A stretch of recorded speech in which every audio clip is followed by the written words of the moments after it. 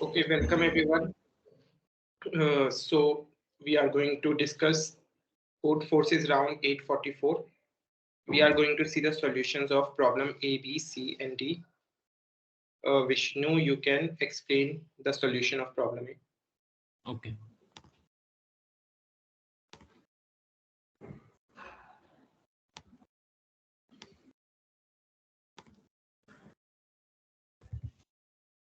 ये screen visible है ना भैया? हाँ, विजिबल है. ओके, सो फर्स्ट प्रॉब्लम में देखते हैं सब.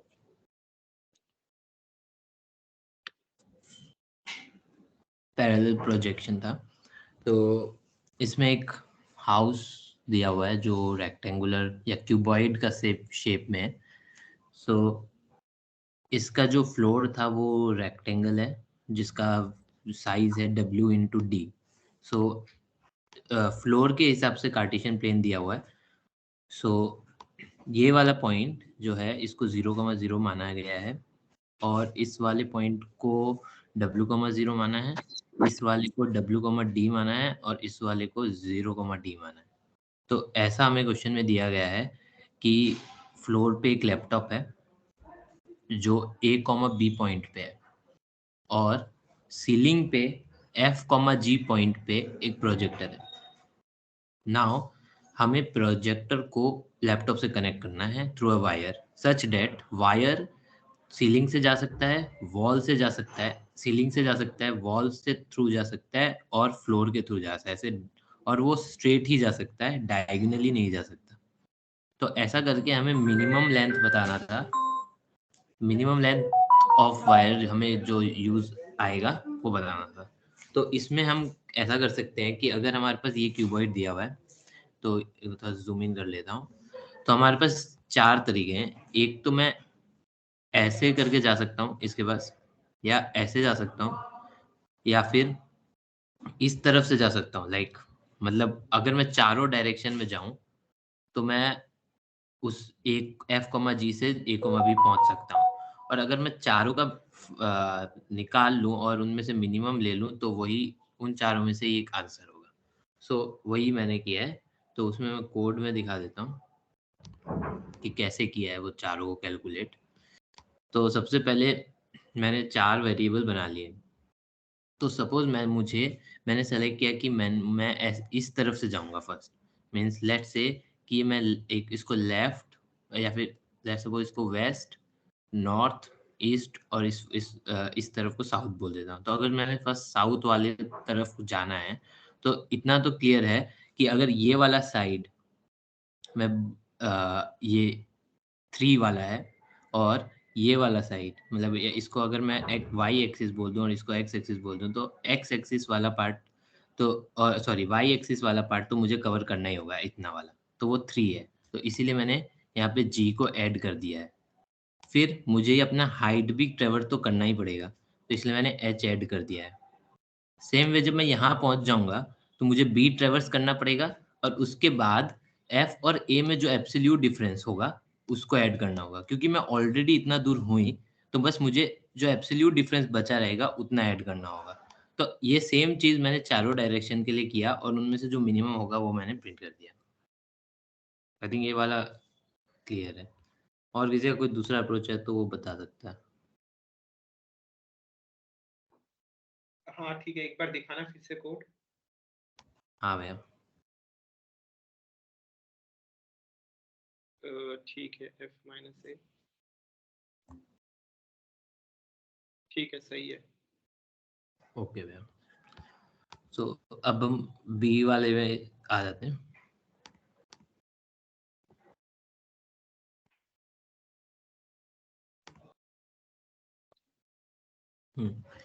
नाउ बी वाला अगर मैं क्वेश्चन देखूं तो इसमें ऐसा कहा गया था कि एक कंपनी है जिसमें n पीपल है. नाउ वो लोग प्लानिंग कर रहे हैं एक सिनेमा विजिट करने के लिए.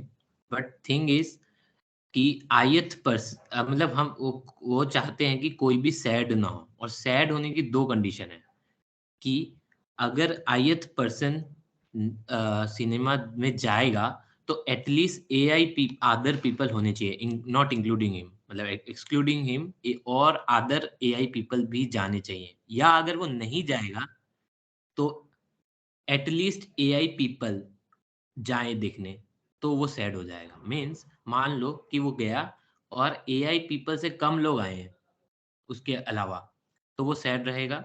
और अगर वो नहीं गया लेकिन AI या AI से ज़्यादा लोग देखने चले गए, तो भी वो सैड रहेगा। तो हमें एक ऐसा कॉम्बिनेशन बताना है कि कौन जाएगा, कौन मतलब इन हाउ मेनी वेज़, मतलब कितने तरीके से हम ऐसा बता सकते हैं कि कोई भी सैड नहीं रहेगा। मतलब इतने कितने सारे हम सेट बना सकते हैं, तो वही क्वेश्चन दिया था। तो इस क्वेश्चन में अगेन मैं कोड से एक बार दिखा देता हूँ, कोड से ज़्यादा क्लियर हो जाएगा।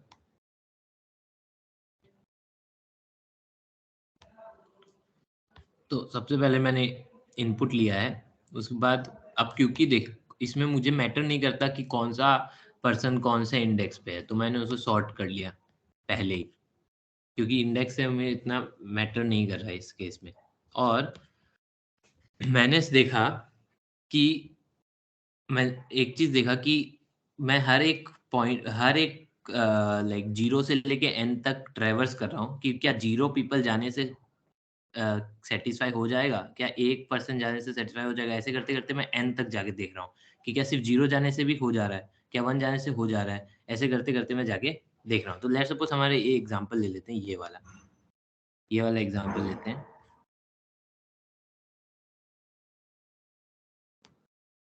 ओके,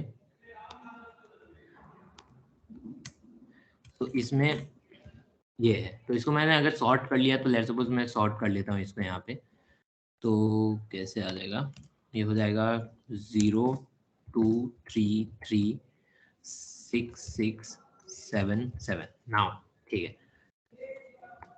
तो इस केस में ऐसा है कि अगर कोई नहीं जा रहा है तो मतलब 0 वाला केस के लिए क्या होगा कि एटलीस्ट 0 पीपल ऐसे होने चाहिए जो वहां पे होने चाहिए अगर ये जा रहा है तो। और अगर ये नहीं जा रहा है तो एटलीस्ट मतलब 0 से कम ही लोग वहां जाए। तो ऐसा हो सकता है कि 0 से कम ही लोग जा मतलब उधर ना जाए, ऐसा तो नहीं हो सकता। तो 0 को तो हमेशा लेना ही है हमें। फिर अगर मैं 2 पे आऊं तो अगर मैं 2 को ले रहा हूं तो इसका मतलब है कि एटलीस्ट 2 के अलावा 2 और पर्सन होने चाहिए जो वहां गए हैं। तो इसका मतलब अगर मैं 2, तो मैं 2 को कभी नहीं ले पाऊंगा अगर मेरे सिर्फ 2 ही पर्सन वहां गए हैं। तो वही, अगर 3 लोग जा रहे हैं तो मैं 3 को कभी नहीं ले पाऊंगा।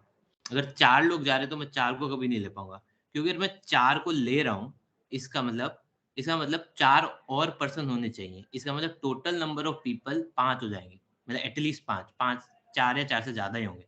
तो अगर मैं ये जो मेरा फॉर लूप लगाया है मैंने कि क्या आई पर्सन जाने से हो जाएगा, तो मैं ऐसा कह रहा हूँ कि अगर मैं आई पर्सन के लिए चेक कर रहा हूँ कि आई नंबर ऑफ पीपल जा रहे हैं सिनेमा में, तो आई जिसका आई है उसको मैं कभी नहीं ले सकता। ये चीज आई थिंक क्लियर है कि अगर मैं इधर 2 को लेना चाहता हूँ तो एटलीस्ट वहां 2 से ज्यादा, मतलब 2 से ज्यादा ही लोग होंगे सिनेमा में, तभी मैं 2 को लूंगा। तो इस तरीके से अगर मैं करूं तो जब मैं 2 पे आया तो मैं अपर बाउंड लगा रहा हूँ। अपर बाउंड से मुझे ये पता चलेगा कि मेरे से मुझे इंक्लूड करके कितने लोग हैं। अपर बाउंड मैं 2 पे नहीं लगा रहा, मैं 2 - 1 पे लगा रहा हूँ। मतलब इससे मुझे मिल जाएगा कि 2 से छोटे कितने लोग हैं। हाँ, अगर मैं मतलब I-1 पे अपर बाउंड लगाऊंगा तो मुझे पता चल जाएगा कि I से छोटे कितने लोग हैं। तो अगर मुझे ये पता चल गया कि I से छोटे इतने लोग हैं, और मैंने अब अभी मैंने बोला कि वो पर्सन अगर मैं 2 को लेना चाहता हूँ तो M of I क्या है, मैंने काउंट किया है कि 2 मतलब कैसे 2 का फ्रीक्वेंसी काउंट किया हुआ है यहाँ पे। तो नॉट M of I का मतलब है कि अगर सपोज मैं ith आइट्रेशन पे हूँ तो मैं चेक कर रहा हूँ कि क्या आई पर्सन सिनेमा में जाने से हो जाएगा क्या। तो मैं देख रहा हूँ अगर आई पर्सन जा रहे हैं तो फर्स्ट ऑफ ऑल तो थिंग इज कि आई इस एरे में एग्जिस्ट नहीं करना चाहिए। सेकेंड थिंग इज कि जो आई से छोटे लोग हैं वो आई के एग्जैक्टली इक्वल होने चाहिए। अब ये चीज देखते हैं कि एग्जैक्टली इक्वल क्यों होने चाहिए। अगर मान लो कि 0 भी एग्जिस्ट करता है और 1 भी एग्जिस्ट करता है, अगर तो अगर मैं 0 को ले रहा हूँ और 1 भी एग्जिस्ट करता है तो 1 को भी जाना ही पड़ेगा। ऐसा कभी नहीं हो सकता कि 0 जा रहा है और 1 नहीं जा रहा। क्यों? अगर मैंने 0 को ले लिया तो सिनेमा में 1% हो ही गया। तो उस अगर ये नहीं गया तो ये सैड होगा ही, क्योंकि 1% तो ऑलरेडी जा रहा है और 0 एग्जिस्ट कर रहा है तो 0 को तो जाना ही जाना है। तो 1 भी जाएगा। सेम वे अगर 2 भी होता तो 2 को भी जाना ही पड़ता है, क्योंकि अगर 0 चला गया, 1 चला गया, इसका मतलब उधर 2% ऑलरेडी हो गए हैं। तो उसको 2 को भी जाना ही पड़ेगा। तो उसी वे में मैंने किया कि ये IT = 1 का मतलब है, I का मतलब है कि मेरे से छोटे अगर मेरे जितने ही लोग होंगे तो ही मैं उस केस को प्लस करूँगा, नहीं तो नहीं करूँगा। और प्लस वो I एग्जिस्ट नहीं करना चाहिए। तो इस वे में मैंने करके आंसर प्लस किया और लास्ट में सी आउट कर दिया। आई थिंक थोड़ा क्लियर है ये। भैया आवाज आ रही है? हाँ ठीक है, तो अब मैं प्रॉब्लम सी एक्सप्लेन करना शुरू करता हूँ। ठीक है भैया।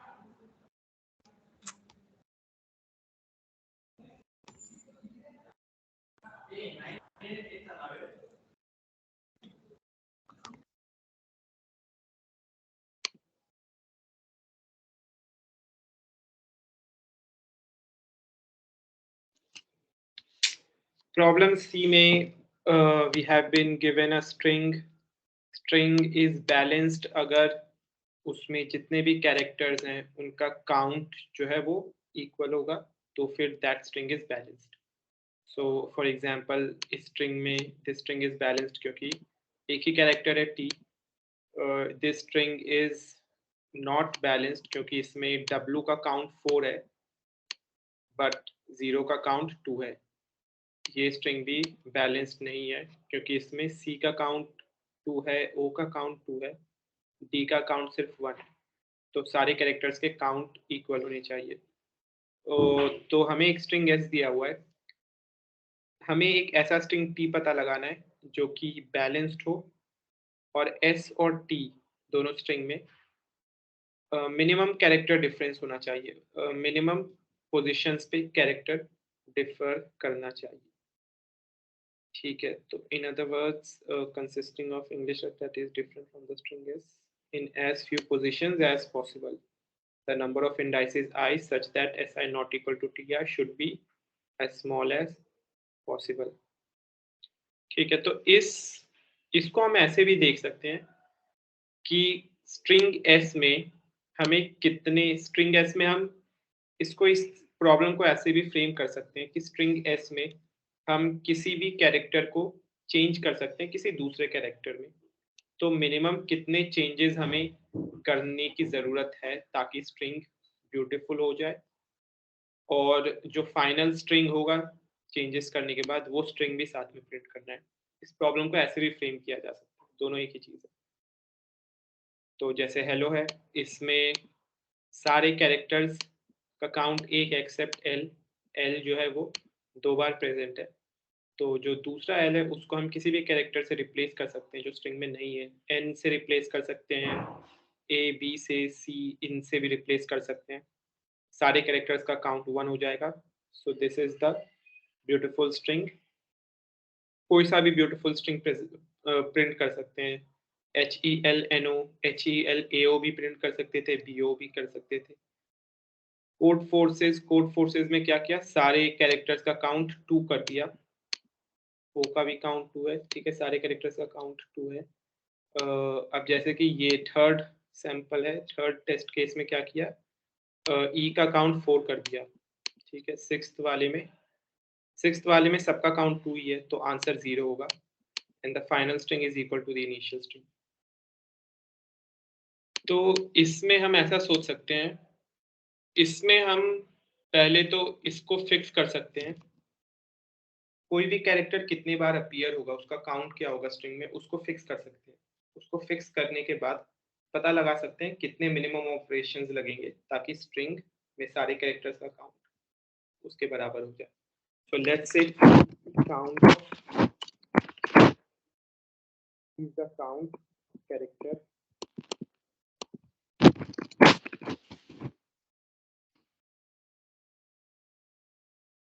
is the count of character, ठीक है। we need to make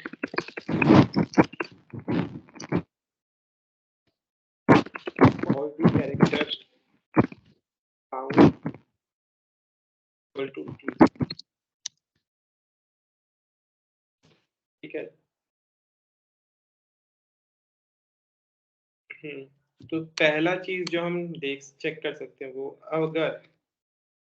अगर n जो है वो t से डिविजिबल नहीं है, तो n अगर t से डिविजिबल नहीं है तो सारे कैरेक्टर्स का काउंट हम t के बराबर नहीं कर सकते। n को t से डिविजिबल होना चाहिए।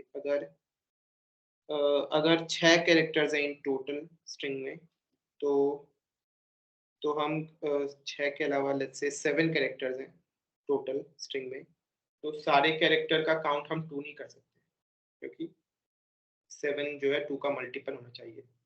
ठीक है। उसी तरीके से अगर 10 कैरेक्टर्स हैं, स्ट्रिंग का लेंथ अगर 10 है, 10 इज इक्वल टू 10, तो सारे कैरेक्टर्स का काउंट 3 नहीं कर सकते, क्योंकि अगर 3 करेंगे तो स्ट्रिंग का लेंथ 3 हो सकता है, 6 हो सकता है, 6 हो सकता है, 9 हो सकता है और 12 हो सकता है, बट 10 नहीं हो सकता। ठीक है। तो ये एक चीज हमें पहले चेक करना होगा, n% t should not be equal to 0। उसके बाद ठीक है, उसके बाद क्या करेंगे, सारे कैरेक्टर्स का काउंट पहले देखते हैं। एक एग्जांपल ले लेते हैं। ठीक है, क्या एग्जांपल लेते हैं? A C D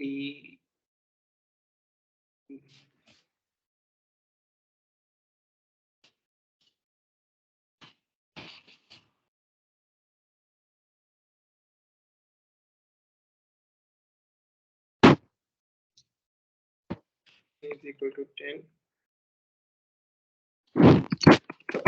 डालते हैं। A का काउंट है 4, D का काउंट है 2, D का काउंट लेट्स से है 3, D का काउंट है 3, E का काउंट है 1, D का काउंट भी 1 है और E का काउंट भी 1 है।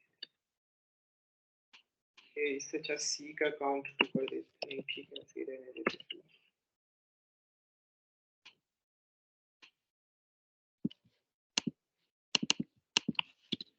And let's say P is equal to 2।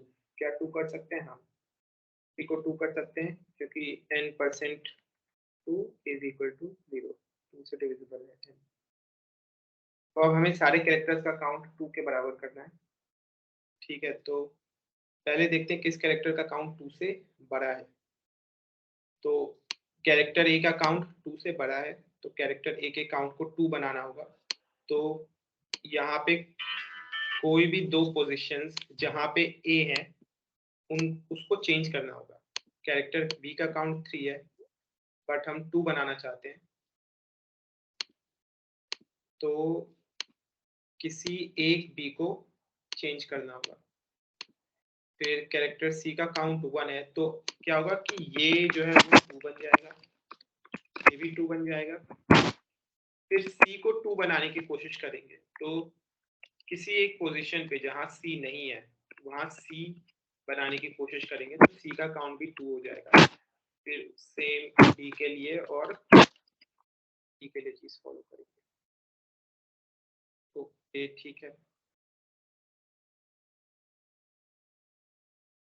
अब 4 3 7, ठीक है, इसको D बना। एक चीज और करते हैं, C का जो काउंट है वो 2 कर देते हैं, D का काउंट 1 रहने देते हैं।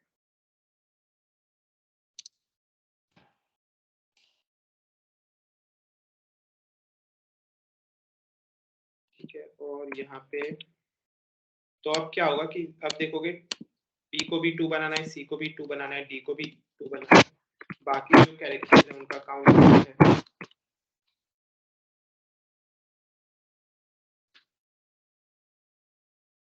तो अब हमें अब देखोगे तो A को 2 बना देंगे, B C D को भी 2 बना देंगे, लेकिन इन सबको 2 बनाने के बाद हमारे पास टोटल 8 कैरेक्टर्स हैं, बट टोटल 10 कैरेक्टर्स होने चाहिए। तो हमें किसी एक कैरेक्टर को भी, किसी एक कैरेक्टर का जैसा काउंट 0 है उसको उसका काउंट 2 करना होगा, तो ई को हमें 2 करना पड़ेगा, ठीक है। तो हमें ये चेंजेस करने हैं और मिनिमम नंबर ऑफ ऑपरेशंस में करना है। तो इसमें क्या करेंगे,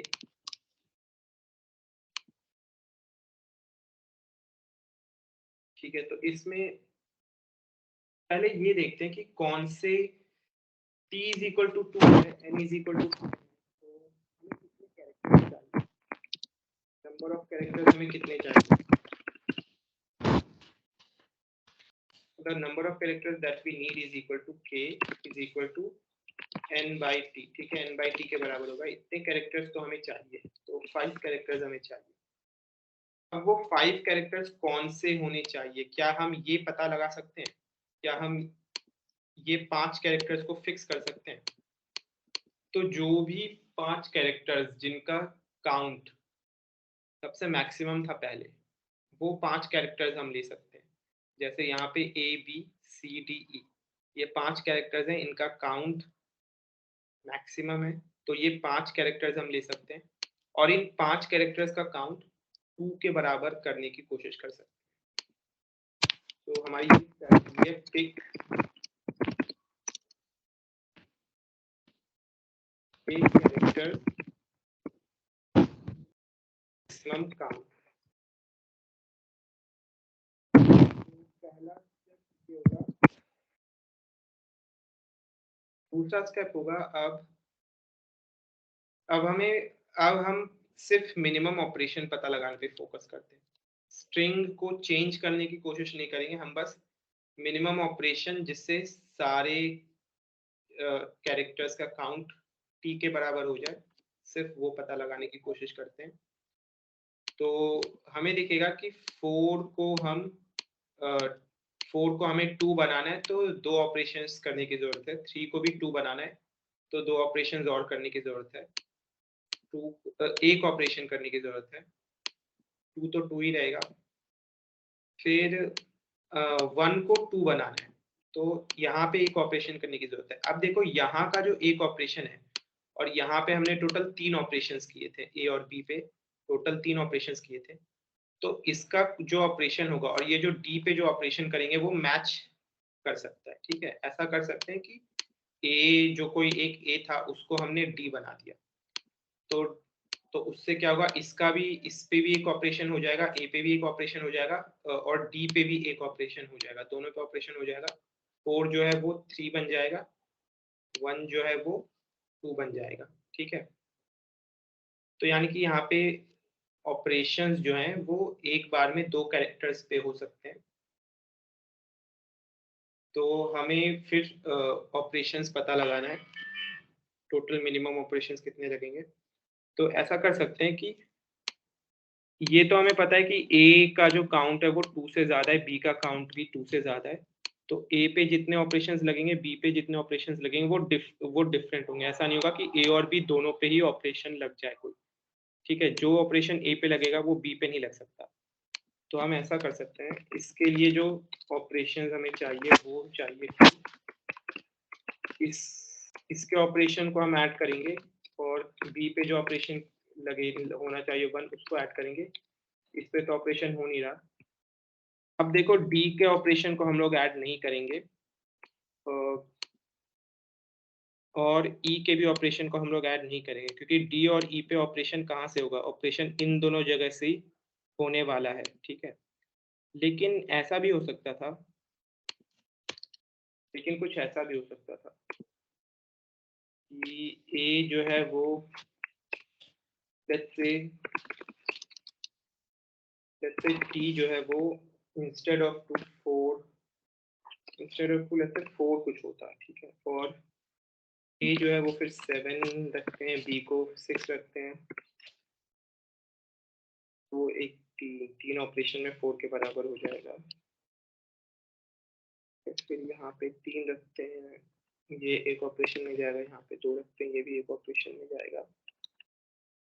ये भी 6 है, तो 2 ऑपरेशन में 2 4 5 है, 3 ऑपरेशन लगा, एक ऑपरेशन 3 ऑपरेशन, फिर ये 2 और जैसे फिर ये 1 है, जैसे ये भी 2 है, ये 1 है और फिर यहाँ पे 1 है। ठीक है,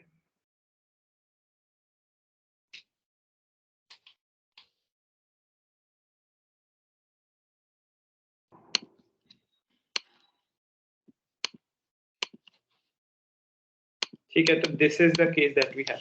तो अब यहाँ पे क्या करेंगे, 6 को 4 के बराबर बनाना है, तो 2 ऑपरेशन लगेंगे। 5 को 4 के बराबर बनाना है, एक ऑपरेशन लगेगा, यहाँ पे 0 ऑपरेशन लगेंगे। 3 को 4 के बराबर बनाना है, ठीक है, एक ऑपरेशन लगेगा, बट वो ऊपर वाले के ऑपरेशन के साथ ओवरलैप करेगा। यहाँ पे भी ऊपर वाले के ऑपरेशन के साथ ओवरलैप करेगा। ठीक है, कोड देखता हूँ क्या किया था, x plus is equal to k से फिर 26।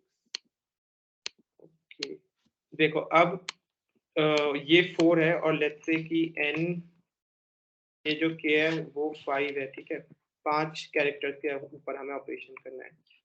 वो 5 कैरेक्टर्स हमने पहले ही डिसाइड किया था कि जिनकी फ्रीक्वेंसी हाईएस्ट होगी वो 5 कैरेक्टर्स हम पिक करेंगे। तो A B C D E, इन 5 कैरेक्टर्स की जो फ्रीक्वेंसी है वो हमें 4 के बराबर बनाना है।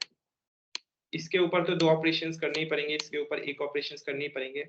अब मैं ये कहता हूँ कि ये जो डी और ई है, जो जिनकी फ्रीक्वेंसी 4 से कम है, इनके ऊपर जो हमें ऑपरेशंस करने होंगे वो ए और बी के ऑपरेशन के साथ ओवरलैप करेगा। ठीक है, या फिर इन पांचों के अलावा जो कैरेक्टर्स हैं एफ जी एच, उनके ऑपरेशन के साथ ओवरलैप करेगा। देखो इन पांचों को तो हम 4 बना देंगे, लेकिन एफ जी एच का क्या होगा, एफ जी एच को तो 0 बनाना होगा। ठीक है, इस 2 को 0 बनाना होगा, इस 1 को 0 बनाना होगा, इस 1 को 0 बनाना होगा, क्योंकि इन पांचों को अगर हम 4 बनाएंगे तो n इज इक्वल टू 20 जो है वो 20 कैरेक्टर्स तो हो जाएगा हमारे पास। अब कोई कैरेक्टर नहीं है तो इसके काउंट को 0 बनाना पड़ेगा, एफ जी एच के काउंट को। एफ के काउंट को 2 बनाना होगा, तो 2 से 0 बनाना है तो 2 ऑपरेशन और लगेंगे, इस पे एक ऑपरेशन और लगेगा, इस पे भी एक ऑपरेशन और लगेगा। ठीक है, और जो सी डी ई के जो ऑपरेशन होंगे वो ये ए बी या फिर F G H. A B यानी कि वो कैरेक्टर्स जिनका काउंट 4 से बड़ा है, टी से बड़ा है। ठीक है, और वो कैरेक्टर्स जो कि इनके कैरेक्टर्स में नहीं है। ठीक है, उनके ऑपरेशंस के साथ इन कैरेक्टर्स का ऑपरेशन मैच करेगा। ठीक है, तो जब हमें ऑपरेशन टोटल ऑपरेशंस पता लगाने, सारे कैरेक्टर्स का काउंट टी के बराबर बनाने के लिए कितने होंगे, तो हम उन सारे कैरेक्टर्स का वो ऐड करेंगे, 6 माइनस 4 ऐड करेंगे, 5 माइनस 4 ऐड करेंगे, और के कैरेक्टर्स के अलावा जो कैरेक्टर्स हैं उन सब का count as it is add करेंगे। ठीक है, तो इससे हमें फिर टोटल ऑपरेशंस पता चलेगा। तो टोटल ऑपरेशंस जो है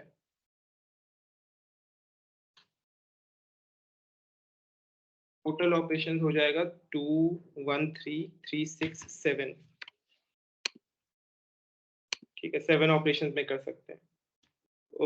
बट यहाँ पे हमें 2 बनाना था, ये मैंने एग्जांपल 4 लेके समझा दिया। ठीक है, तो 7 ऑपरेशंस में अब हमें ये पता चल जाएगा कितने ऑपरेशंस में कर सकते हैं हम, 7 ऑपरेशंस के अंदर बना सकते हैं। तो अब सेम चीज हम सारे टी के लिए पता लगाएंगे। टी इज इक्वल टू पहले 1 के लिए चेक करेंगे, 2 के लिए, 3 के लिए, 4 के लिए। तो इस तरीके से टी फ्रॉम 1 टू n सारे टी के लिए चेक करेंगे किस टी पे मिनिमम ऑपरेशंस करने की जरूरत है। इससे हमें टी कितना रखना है वो पता चल जाएगा, मिनिमम ऑपरेशंस कितने करने की जरूरत है वो हमें पता चलेगा। अब हमें फाइनल स्ट्रिंग चाहिए। ठीक है, तो फाइनल स्ट्रिंग कैसे बनाया जाए, तो इम्प्लीमेंटेशन में दिखाता हूँ कैसे बनाया। तो ये पहले तो ठीक है, पहले तो काउंट पता लगा दिया। मैप में मैं क्या कर रहा हूँ, पोजिशंस पुश कर रहा हूँ, A B C D character wise सारे पोजिशंस पुश कर रहा हूँ। फिर सारे काउंट को मैंने एक वेक्टर में डाल दिया, वेक्टर को सॉर्ट किया, तो इससे जो भी हाईएस्ट काउंट वाले कैरेक्टर्स होंगे वो पहले आ जाएंगे, उसको फिर मैंने रिवर्स भी किया तो वो पहले अरेंज हो जाएंगे। फिर 0 से फिर यहाँ पे वही किया, टी यहाँ पे टी था, यहाँ पे डी से डिनोट कर रहा हूँ। तो डी हमें सारे कैरेक्टर्स का काउंट डी चाहिए, तो ठीक है। और तो के की वैल्यू क्या होगी, के की वैल्यू होगी n/t, ठीक है। तो अब हमें के कैरेक्टर्स चाहिए और उन के कैरेक्टर्स के काउंट को डी करना है। तो अब वो जो के कैरेक्टर्स हैं वो 26 से तो ज्यादा हो नहीं सकते, हमारे पास टोटल 26 कैरेक्टर्स ही है, तो वो चेक किया इधर। उसके बाद ऑपरेशन पता लगाना है, एक्स जो है वो होगा कितने ऑपरेशंस में हम सबको डी बना सकते हैं, ठीक है। फिर वो ऑपरेशन पता लगाया, अगर वो ऑपरेशन आंसर से कम है, आंसर को अपडेट कर रहा हूँ, आंसर एंड में मिनिमम ऑपरेशंस के बराबर हो जाएगा। और टी हमें बताएगा कि कितने काउंट के लिए वो आंसर हमें मिला है, ठीक है। अब हमें अपने इनिशियल स्ट्रिंग को चेंज करना है, उसके ऊपर ऑपरेशंस करने हैं। तो उसके लिए मैं क्या कर रहा हूँ, जैसे यहाँ पे ए जो है वो 2 एक्स्ट्रा ए था मेरे पास, तो उन 2 एक्स्ट्रा ए के पोजीशंस को मैं एक सेट में डाल दूंगा, ठीक है। पोजीशन नाम का सेट इसमें डाल दूंगा। फिर यहाँ पे एक एक्स्ट्रा बी है तो उसको मैं यहाँ पे डाल दूंगा, ठीक है, पोजीशन में डाल दूंगा। उसके बाद ये एफ जी एच इसके ऊपर ऑपरेशन करना है, तो ये एफ के दोनों पोजीशंस को, जी के पोजीशन को, एच के पोजीशन को भी मैं सेट में डाल दूंगा। तो अब सेट में वो सारे पोजीशंस होंगे जिनको मैं चेंज कर सकता हूँ, वो सारे पोजीशंस हो गए सेट में। तो अब मुझे क्या करना है, डी जो है वो 4 से कम है, डी को 4 के बराबर बनाना है। तो यहाँ पे जो भी पोजीशंस मैंने सेट के अंदर डाला है उसमें से किसी एक पोजीशन को डी के बराबर बनाना है। फिर उसी तरीके से उसमें से किसी 2 पोजीशन को ई के बराबर बनाना है, तभी ई का काउंट 4 होगा। तो पोजीशन में पहले सारे पोजीशंस डाल के एक्स्ट्रा पोजीशंस डाल दिए जहाँ पे ऑपरेशन करने की जरूरत है। उसके बाद जिसका भी काउंट टी से कम है उसके ऊपर ऑपरेशन कर दिया, ठीक है। तो पोजीशन में से पोजीशन निकाला और उस पोजीशन पे स्ट्रिंग को मैंने, स्ट्रिंग में जो कैरेक्टर था उसको मैंने चेंज कर दिया, ठीक है। तो इससे मुझे फाइनल स्ट्रिंग मिल जाएगा। तो ये था प्रॉब्लम, थोड़ा इम्प्लीमेंटेशन बेस ज़्यादा है, ठीक है। तो इसका यही सॉल्यूशन था। अब let's move to problem D. Problem D एक इंटीजर एरे दिया हुआ है, we can add an integer X to all the elements of the array, और किसी एक ऐसे इंटीजर एक्स को ऐड करना है ताकि एरे में एट द एंड जो भी जितने भी स्क्वायर नंबर्स हो एरे में वो मैक्सिमाइज हो जाए, यानी कि maximum number of square numbers होने चाहिए एरे में एक्स ऐड करने के बाद, ठीक है। Perfect squares are integers of the form t square. Perfect square को डिफाइन किया हुआ है, find the maximum squareness among all integers x between x जो है वो 0 से 10 टू द पावर 18 के बीच में होना चाहिए, ठीक है। इसका फिर देखते हैं सॉल्यूशन।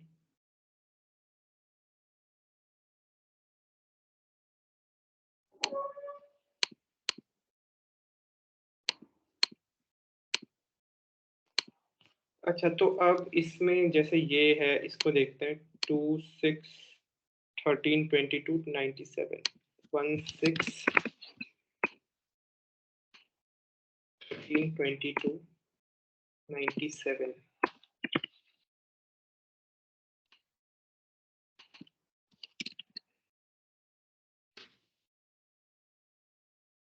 इसमें क्या कर सकते हैं, वी कैन ऐड 3 ऐड कर सकते हैं। 3 ऐड करने से क्या होगा, वी विल गेट 4 4 9 3 25 and 100। तो इसमें फिर we have 5 square numbers, so answer is going to be 5,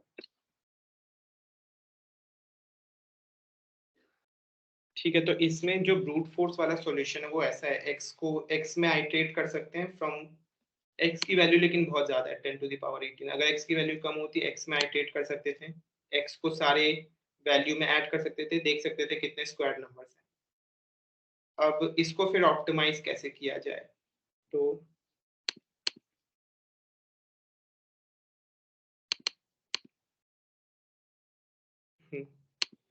इसमें एक चीज ऑब्जर्व करोगे, इसमें जो एरे में जो एलिमेंट्स के बीच का जो डिफरेंस है वो इम्पोर्टेंट है। एरे में कोई सा भी एक्स ऐड करो, एरे में जो एलिमेंट्स के बीच का जो डिफरेंस है वो चेंज नहीं होने वाला। तो एरे में डिफरेंस इज इम्पोर्टेंट। तो हम ऐसा सोच सकते हैं कि एरे का डिफरेंस पहले देखते हैं। एरे का डिफरेंस, लेट्स से हमने दो किसी भी एक एलिमेंट को पिक किया, लेट्स से मैंने 6 को लिया और 22 को लिया। Let's say d is equal to, let's say मैंने ए जे और ए आई दो एलिमेंट को लिया, ठीक है। तो इनके बीच का डिफरेंस पता लगाते हैं। Difference is going to be A I minus A J. अब ये जो डिफरेंस है, चाहे कोई सा भी एक्स में ऐड करूं, डिफरेंस तो सेम ही रहेगा। और स्क्वायर नंबर्स के बीच में एक चीज, एक प्रॉपर्टी है, 1 4 9 16 25 36। ये प्रॉपर्टी है कि स्क्वायर नंबर के बीच का जो डिफरेंस होता है वैसे ऑड नंबर्स होते हैं, 3 5 7 then 9 then 11।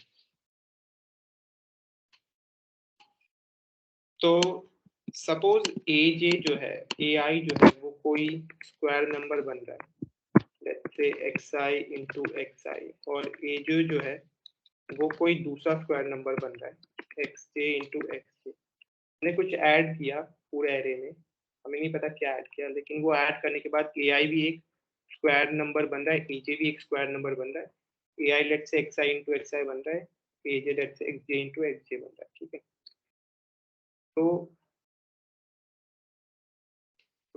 तो ये जो डिफरेंस है ए आई और ए जे में वो तो सेम रहेगा, और ये जो डिफरेंस है वो एक्स जे से, अब देखो इसमें एरे जो है वो इंक्रीजिंग ऑर्डर में, ये भी प्रॉब्लम में दिया हुआ था, A1 A2 less than AN, ठीक है। तो ए आई तो ए जे से बड़ा है, और ए आई जो स्क्वायर नंबर बनेगा वो भी ए जे के स्क्वायर नंबर से बड़ा होगा। तो इनके ये जो स्क्वायर नंबर्स के बीच में जो डिफरेंस है वो तो ऐसा होता है 3 5 7 9 11।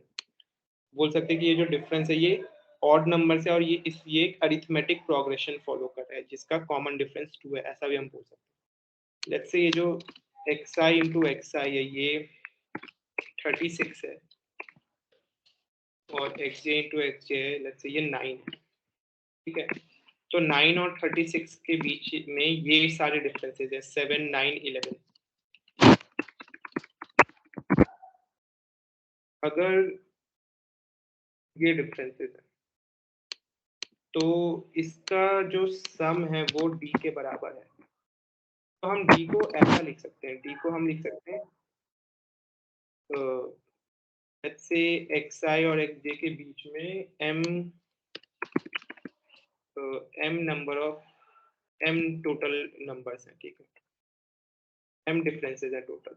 तो we can write it as, वो जो फॉर्मूला होता है कॉमन, वो एपी के सम वाला, वो फॉर्मूला यूज कर सकते हैं। फॉर्मूला होता है n into 2 into a plus n minus 1 d by 2, ऐसा फॉर्मूला होता है। तो यहाँ पे ए क्या बता रहा है, ए बता रहा है फर्स्ट टर्म, एन बता रहा है टोटल कितने टर्म्स है, 3 टर्म्स है, डी बता रहा है कॉमन 2। तो डी तो हमें पता है 2 है, तो 2 को हम बाहर निकाल सकते हैं। ये भी दिए, ये भी दिए।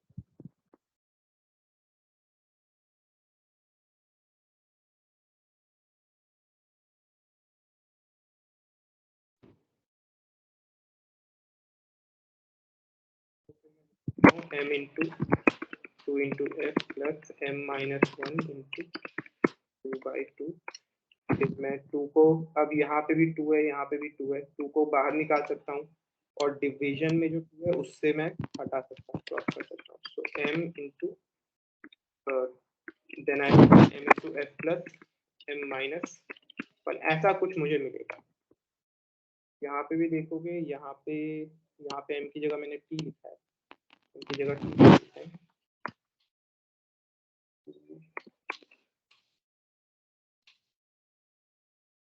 एंड में क्या हो रहा है, d is equal to t into f plus t minus 1। d is equal to t into f plus t minus one. अब ये जो f जो है वो फर्स्ट टर्म बता रहा है मुझे, यानी कि ये 7 बता रहा है। अब ये जो f जो है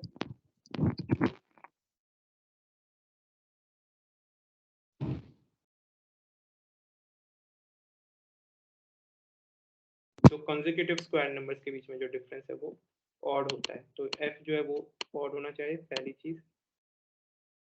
उसके बाद जो ये जो xj था that would be equal to ये 7 है, तो ये 7 के पीछे कौन सा स्क्वायर नंबर है? 7 के पीछे 7 माइनस 1/2 का स्क्वायर है। 7 के पीछे 7 माइनस 1/2 क्या है? 3। तो xj is equal to f minus 1/2, ऐसा हम लिख सकते हैं। और xi हम लिख सकते हैं xj plus t xj plus t, हाँ क्योंकि टोटल t टर्म्स है, तो xi is equal to xj plus t लिख सकते हैं। तो अब हमें इससे क्या होगा? इससे हमें ये पता चल जाएगा ai को हम किस स्क्वायर में बना सकते हैं और aj को हम किस स्क्वायर में बना सकते हैं, दोनों को हम किस स्क्वायर्स में बना सकते हैं वो हमें पता चल जाएगा। ठीक है, अब एक चीज और देखो कि जो डिफरेंस है एरे के जितने भी टर्म्स हैं,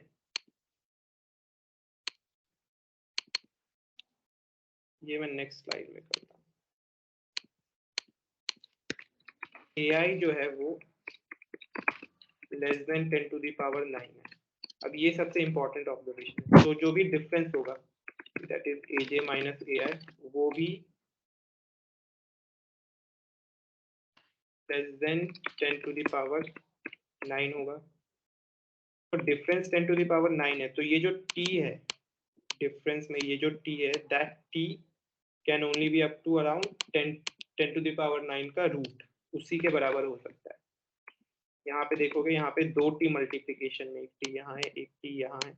ठीक है, तो t जो है 10 टू द पावर 4 या 5 के बीच में कहीं पे होगा, जैसे हम 10 टू द पावर 4 लिखते थे, तो इससे कम होने वाला है t। ठीक है,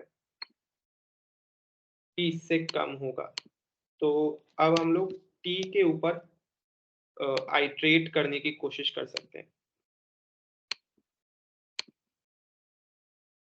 t के ऊपर हम आइट्रेट करने की कोशिश कर सकते हैं, क्योंकि t जो है वो 10 टू द पावर 5 से कम है, और एक ऐसा t पता लगाने की कोशिश कर सकते हैं। अब अगर हमने t को फिक्स कर दिया और कॉमन डिफरेंस तो हमें लिखे, कॉमन डिफरेंस तो हमें पता है 2, अगर हमने t को फिक्स कर दिया तो, और d को फिक्स कर दिया, अगर d और t को फिक्स कर दिया तो मुझे f मिल जाएगा। ठीक है, कैसे मिलेगा?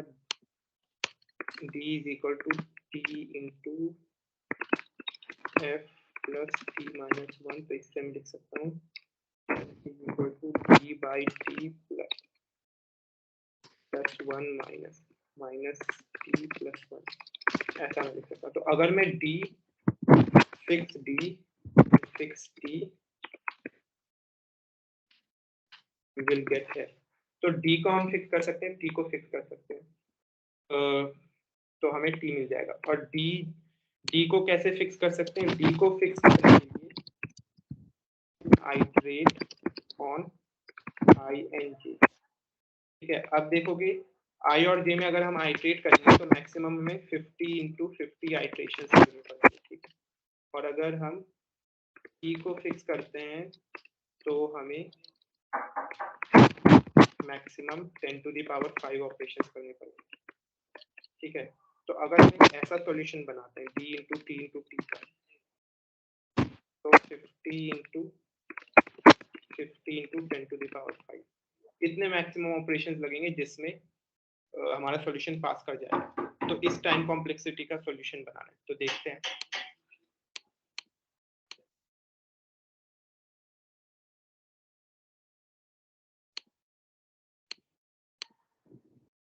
ठीक है, तो देखते हैं। तो ऐसा कर सकते हैं कि d को t को फिक्स कर दिया, f को पता लगा लिया, f अगर हमें पता चल जाएगा तो हम xi और xj पता लगा सकते हैं।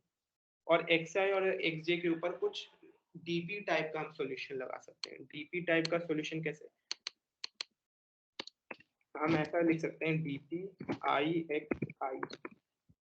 ixi का मतलब क्या है, ith पोजीशन पे जो नंबर है उसको मैं xi का स्क्वायर बना दूं, वो स्क्वायर बनाऊंगा तो वहां तक मैक्सिमम स्क्वायरनेस जो पॉसिबल है वो है रिप्रेजेंट करेगा dpixi।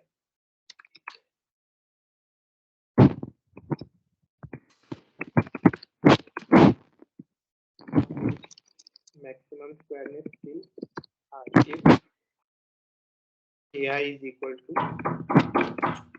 xi into xi।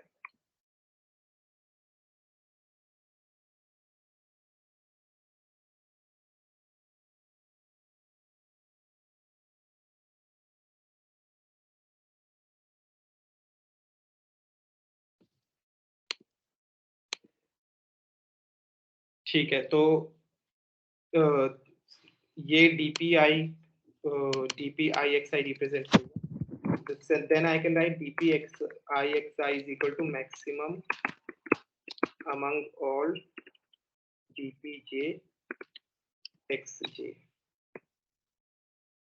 and I can iterate over xj, and then I can j is less than I। ठीक है, तो ऐसे सारे j पे मैं आइटरेट कर सकता हूँ और dpixi पता लगा सकता हूँ। ठीक है, तो इसका मुझे सॉल्यूशन मिल जाएगा using this dp and using this recurrence relation. तो देखते हैं इम्प्लीमेंटेशन। तो इम्प्लीमेंटेशन में i और j के ऊपर आइटरेट किया, कॉमन डिफरेंस निकाला, d हमारा फिक्स हो गया, t को फिर फिक्स कर रहा हूँ, 1 और n 10⁵ आइटरेट कर रहा हूँ। पहले तो d% t जो है वो 0 होना चाहिए। ठीक है, अगर 0 नहीं है तो कंटिन्यू करेंगे। उसके बाद f का जो फॉर्मूला आया था उससे मैंने f पता लगाया, f भी ऑड होना चाहिए जैसा, क्योंकि f जो है वो डिफरेंस है दो कॉन्जिक्यूटिव स्क्वायर्स के बीच में, तो वो ऑड ही हो सकता है। xi और xj पता लगा लिया। फिर एक और check, xi into xi less than ai नहीं हो सकता, ai को हम इंक्रीज ही कर सकते हैं, डिक्रीज नहीं कर सकते, तो वो चेक किया।